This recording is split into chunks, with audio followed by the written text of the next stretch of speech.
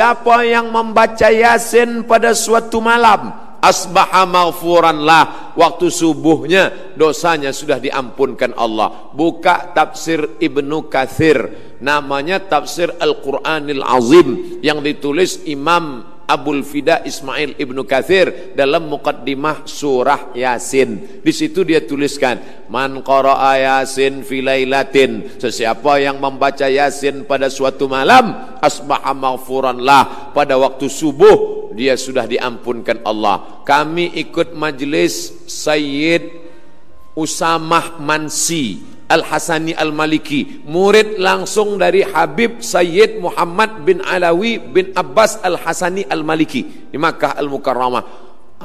Anaknya memberikan ijazah kepada saya, Sayyid Ahmad bin Muhammad bin Alawi bin Abbas Al-Hasani Al-Maliki, Abdul Somad, aku ijazahkan pada engkau membaca surah Yasin tiap malam.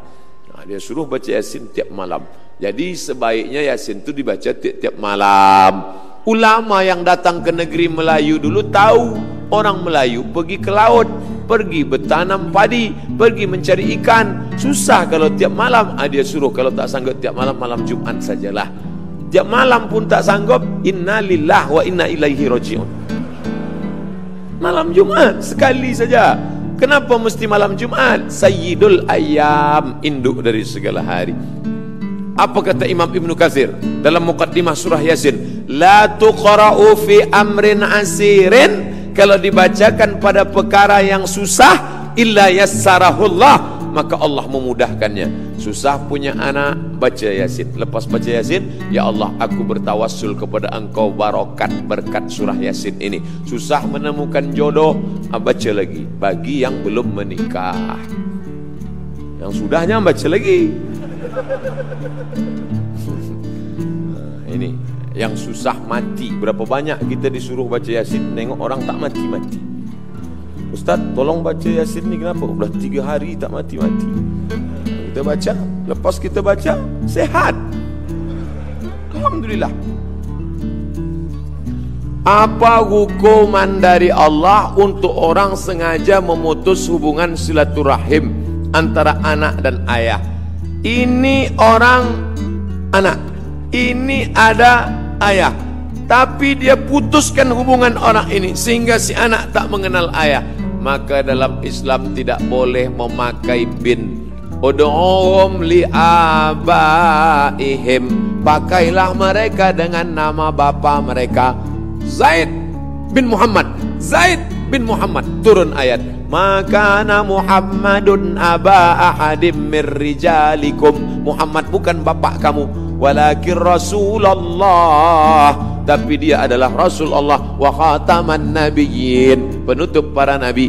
Maka dipanggillah nama bapak aslinya Zaid bin Harithah, Zaid bin Harithah, tidak lagi Zaid bin Muhammad. Maka bila ada orang mengambil lalu dia lupakan nama bapak kandungnya, diputusnya, maka kita berdosa. Apalagi kalau anak itu perempuan, nanti dia akan menikah, maka mestilah pakai wali bapaknya. La nikah, tidak sah nikah illa biwaliyin, kecuali dengan wali, wa syahidai adlin, dengan 2 saksi yang adil. Apa amalan-amalan yang patut dibuat, amalkan di akhir zaman ini, Ustaz? Tidak ada amal yang paling afdal dilaksanakan di akhir zaman ini selain daripada zikir. Karena yang paling banyak melalaikan kita, Twitter, BBM, WhatsApp, FB, Twitter, browsing, launching, surfing, macam-macam, membuat kita lalai daripada Allah SWT. Maka berzikir, ya Rasulullah, ayul a'mal khairun, apa amal yang paling baik ya Rasulullah? Di antara amal-amal yang banyak ni, apa amal yang paling baik? Apa kata Rasulullah? Antufariqad dunya, kau mati meninggalkan dunia, walisanuka ratbun, lidahmu dalam keadaan basah, bizikrillah, berzikir dengan Allah. Inilah yang saya bingung sampai hari ini, Ustaz. Kenapa? Ustaz Anu kata zikir paling elok subhanallah, Ustaz ini kata zikir paling baik Allah Allah, Ustaz ini kata zikir paling bagus astaghfirullah, Ustaz ini pula berkata zikir yang paling eloknya astaghfirullah. Lalu satu pun belum saya amalkan. pilihlah salah satu. Kalau kau nak amalkan astaghfirullah, baik. Man lazimal istighfar, sesiapa yang memperbanyak istighfar, ja'alallahu lahu min kulli dhiqin makhraja, setiap kesempitannya dibagi kelapangan, wa min kulli hammin faraja, kesusahan hatinya diberikan Allah jalan keluar, wa razaqahu min haitsu la yahtasib, diberikan jalan dari yang tidak disangka-sangka. Saya istighfar saja, baik. Saya solawat saja, Allahumma salli ala sayyidina Muhammad, baik. Man shalla alayya salatan, siapa yang berselawat satu kali, sallallahu alaihi biha asyara, Allah balas 10 kebaikan, wa utat anhu asyara sayyiat, ditutupi 10 dosa kesalahan, wa rufi'at lahu asyara darajat, dinaikkan 10 darajah tingkatan. Kalau banyak berselawat, dinaikkan 10 darajah tingkatan. Banyak-banyak berselawat. Guru saya mengasihi saya, subhanallah bihamdihi, subhanallahil azim, subhanallah. Baik, tak salah. Banyak-banyak zikir. Jangan sampai putus zikir. Zikir ni hisnul hasin, menjadi benteng tembok kita. Masuk ke hutan, pergi ke tempat macam-macam, datang hantu setan, jin mengganggu, maka tak ada tempat lain daripada zikir. Puncak daripada zikir, zikir itulah yang akan menolong kita nanti saat malaikat maut mencabut nyawa. Datang zikir yang selalu kita sebut itu, membuat kita menyebut akhir kalam la ilaha illallah. Apa hukum jadi tukang make up kawin, juru solek? La tabarrujna tabarrujal jahiliyatil ula, janganlah bersolek-solek jahiliyah. Ada yang boleh sebab dia lepas sakit, dia habis sakit, jadi muka dia, wajah dia ni pucat. Kalau nampak kita dalam gelap, kita pun lari membaca ayat kursi 2-3 kali. Susah nak bezakan mana dia, mana hantu. Ini orang macam ini boleh dia pakai bedak untuk membalikkan warna kulit dia saja. Tapi yang sudah elok macam ini, inilah susahnya. Kita ni kan orang Malaysia, Indonesia, Filipina, Brunei Darussalam, Singapura, itu kan Melayu, mirip-mirip semua. Tapi yang ditonton Korea. Maka kita nak putih macam Korea. Akhirnya dipakailah bedak putih, tangan hitam. Jadi terlampau memaksakan diri. Tak usahlah. Kecantikan itu bukan kerana cantik kerana bekas, cantik kerana habis berwudu, cantik kerana membaca Al-Quran. Itu yang mesti dijaga. Jadi sebaiknya perbuatan-perbuatan yang macam ini, andai pun dapat duit, tak ada barokah. Padahal yang kita minta ni barokah. Kalau minta akidah, salamatan fid din. Kalau badan, wa'afiatan fil jasad. Kalau ilmu, waziyadatan fil ilmi. Tapi kalau rezeki, wabarakatan fil rezeki. Kita minta barokah. Tak ada barokahnya. Duit itu tak ada barokahnya. Duit apa? Duit hantu dimakan setan. Ustaz Somad, semoga Allah merahmati Ustaz Syahlu Arfian. Amin. Macam mana kita mengenal Allah 100% ibarat tidak kurang tak lebih, boleh menjurus atau khusyuk mengerjakan solat. Bagaimana kita mengenal Allah? Mengenal Allah melalui sifat 20. Itulah akidah Asy'ari, Abul Hasan Al-Asy'ari. Wujud, qidam, baqa, mukhalafatul lil awadis, qiyamuhu bi nafsihi, wahdaniyah, qudrat, iradat, ilmun, ayat, sama, basar, kalam. Makanya dulu ulama membuatkan sifat 50, 20 sifat wajib, tambah sifat mustahil, tambah sifat jaiz, tambah sifat nabi, tambah mustahil bagi nabi. Itu ulama Ahlus Sunnah wal Jamaah, supaya mengajarkan dia, karena Allah tidak berupa. Kalau dipejamkan mata nampak hitam, putih, merah, hijau, kelabu, itu bukan Allah. Walam yakul lahu kufuwan ahad.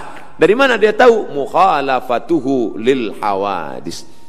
Banyak-banyak laksanakan, beriman, beramal, berilmu, makan halal. Allah yang menurunkan khusyuk. Khusyuk itu bukan dari kita, dari Allah. Tapi yang menyiapkan cawannya kita, yang menyiapkan gelasnya kita. Kita siapkan dengan ilmu, Allah yang menurunkan. Walladzi anzalas sakinata fi qulubil mu'minin. Dia yang menurunkan sakinah, khusyuk ke dalam hati orang beriman. Boleh jadi yang berbicara khusyuk ini lebih tak khusyuk. Boleh jadi dia tidak tahu tentang khusyuk, tapi Allah bagi dia khusyuk. Kenapa? Karena hati dia bersih. Siapkan ilmunya, Allah akan berikan. Tapi kata Syekh Ali Tontawi, khusyuk itu kata dia paling tidak connecting, tak putus antara mulut dengan hati. Bismillahirrahmanirrahim. Makanya solat itu mulut bergerak. Datang tabi'in bertanya kepada Khabbab ibnul Ars, ya Khabbab, ya Nabi itu kalau solat mulutnya bergerak atau tidak? Kata Khabbab, Nabi kalau solat mulutnya bergerak. Dari mana kamu tahu? Bittirabi lihyatih, aku tengok jenggotnya bergoyang. Ini sekarang ada orang solat diam. Tak apa dia baca. Ajalah Allahu Akbar kabira walhamdulillahi katsira wa subhanallahi bukratan wa asila. Mulut dengan ini. Fahami apa yang dibaca. Saya tidak suruh hafal satu persatu, hafal artinya, enggak.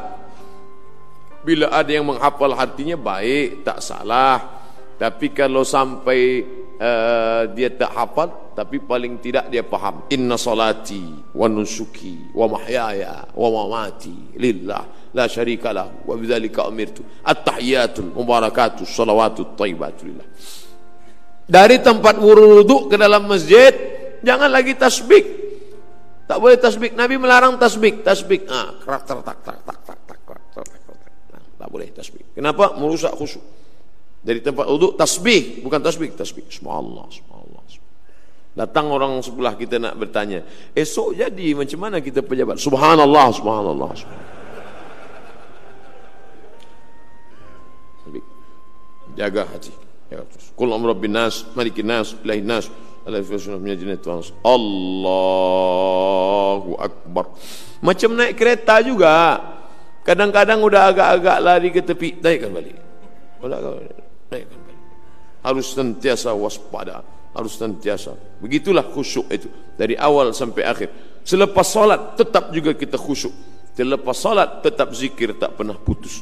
Nah ini, itulah mengapa dibuat tulisan-tulisan Arab, tasbih di tepi rumah, di tepi jalan. Supaya apa? Mata melihat, telinga mendengar. Inna sam'a, telinga mendengar. Wal basar, mata memandang. Wal fuad, berpikir, merenung. Ini tiga ni tak boleh putus. Telinga mendengar, mata melihat, hati merenung. Nah, ini masuk dari telinga ke hati, masuk dari mata ke hati. Maka melihat tulisan-tulisan cantik ini, Masya Allah, la haula wa la quwwata illa billah.